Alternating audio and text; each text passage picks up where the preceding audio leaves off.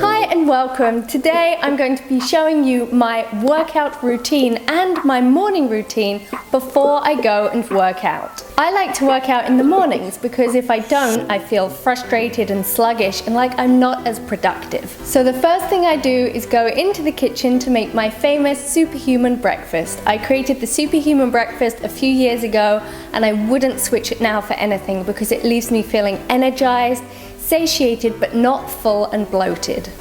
I can put the link below if you're interested, but it's basically eggs for your complete protein, a complex carbohydrate, I love sweet potato, dark leafy greens that are full of fresh energy and vitamins, and then sauerkraut for probiotics. I'm always mixing it up by making my eggs different ways, adding mushrooms, different kinds of greens, herbs, and recently I've been absolutely in love with using my egg cup and dipping my amaranth toast soldiers into it.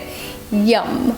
Now I'm fueled for a sustained workout, which is very different from how I used to feel when I would just have fruit, cereal or smoothies for breakfast. I'd get that sugar spurt but then crash an hour later. Once I've finished eating, I digest for 30 minutes or so and then I usually go onto social media and post a picture of my breakfast because it looks so pretty. So make sure you go follow me on Instagram, Snapchat and Twitter. I'll put the links below. And then it's time to start my warm-up. I have a different routine depending on if I'm at home in New York or if I'm traveling. But today we're going to focus on my workout routine when I'm at home. It's super important to make sure that you warm up your body really well before you start exercising. And this means waking up something called the proprioception.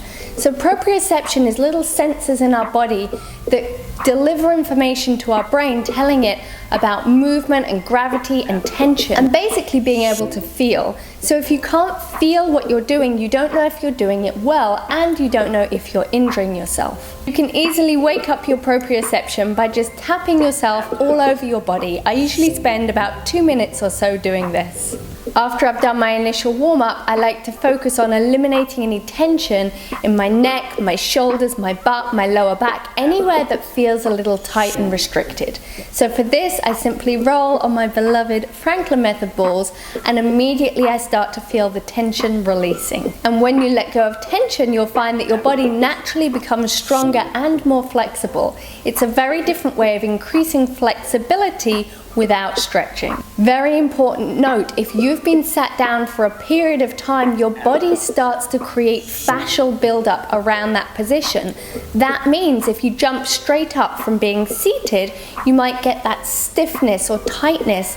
And if you go straight into movement or lifting heavy weights from seated, you will find you're much more prone to injury. So taking time to move is also lubricating your body. It's literally warming up your temperature, warming up your hyaluronic acid, which gets everything moving, making sure that you are not strengthening your tension. So you'll increase strength, flexibility, but also help to prevent injury. Free-flowing movements are also great to just get your body moving and start to break down any fascial adhesions. Then, very important, I will focus on my feet. Most people neglect their feet, but they're so important. They're at the base of everything. And if your feet are tight and restricted, you will find that you won't be as flexible and as strong as possible. So I start massaging them, giving them a little twist. I also recommend getting a Franklin Method band and strengthening your toes in it. So I'll put a link below where you can get that and let me know if you would like some foot exercises and I can make you a video on that too. Then it's time to add some resistance and to activate some major muscle groups. So I like to pop on my ankle weights and start with my inner thighs. Obviously you want sleek toned thighs, but strong inner thighs is also essential for balanced movement and keeping you healthy and injury free. I'll then use my weights to target other muscle groups such as deep external rotators, glutes, abs and back. I'm just going to say here, it's really important to make sure you're breathing while you're working out. Most people tend to hold their breath and grit their teeth and furrow their brow while they're working out, and it just creates tension and stress.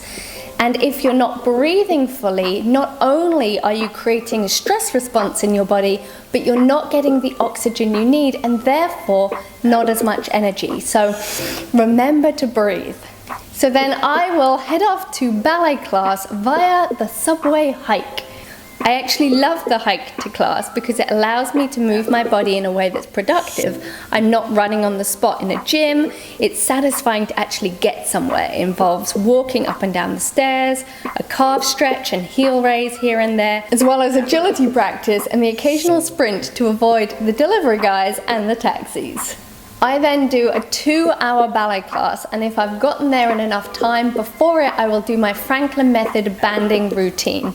And then during class, I'll really focus on what my body is doing inside and out, applying my Franklin method principles, understanding the healthy function of my body and what images support my movements. For example, when I plie, how is my pelvis moving? And when I grand battement, can I imagine the freedom in my leg? Or imagining bounce when I'm jumping. And then after class, I definitely feel a huge sense of achievement, and I'm very ready for lunch. My warm down involves again a little banding, a little tapping, a little rolling, and then it's time to get changed and head back to the subway. On the subway, I don't tend to sit down as the slouched posture tends to undo a lot of the good patterns I've created in class. So I like to stand up, and then when I'm home, lunch is served, and it's always a nice big healthy serving of protein, usually fish or meat, accompanied with the basics of the superhuman breakfast again, and often I will have extra that I made in the morning that I will just eat for lunch. So we've got sweet potatoes, greens, and don't forget the sauerkraut. Then I am ready to continue my day. Now obviously my routine is quite long. We don't all have the time to be able to go and take a 2-hour ballet class every day, but I know that it is so essential to my mind, my creativity, and to my productivity that I have based my life and my business around my workout routine. I'd love to know if you notice that too, and when you're working out, do you feel more productive in your day? Let me know in the comments below. So that was my New York workout routine. If you'd like to know what I do when I'm not in New York, give this video a thumbs up and I will make a away from home workout routine, but it basically involves a lot more banding. I do my superhuman fitness workouts. I also love to cycle and to swim and just use my body in a way that feels fun. So remember to breathe, to pay attention to your feet, and to do a good warm-up. Add some of that tapping into your workout routine. Thank you so much for watching. I hope that you enjoyed this video. If you did, give it a thumbs up. Make sure you're subscribed to my channel for more fitness and health videos. And go to Laura Hames Franklin and jump on my email list if you want some extras sent to your inbox every single week. So I will see you guys tomorrow for another vlog. Thank you so much. Mwah, sending you loads of love and a big hug. And I will see you guys in the next video. Bye. Oh, why do I go in this high pitch? Here we go. Here we go. My 7 minute workout warm up. I also like to do my 7-minute morning workout warm up. 7-minute warm up workout. My 7-minute workout warm up.